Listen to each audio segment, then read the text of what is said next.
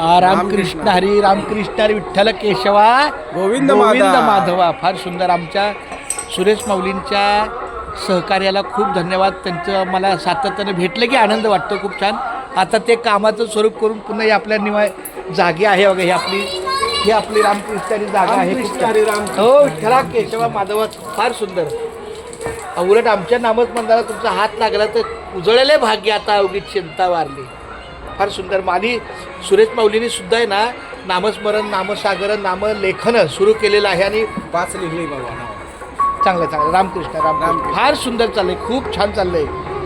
एकदम भारी चाललंय. आणि दिवसांदिवस आपल्याला भगवंताची आता ती आपण आशा नाही ठेवायची काय कृपा, पण दिवस चांगला जातो की नाही सांगा.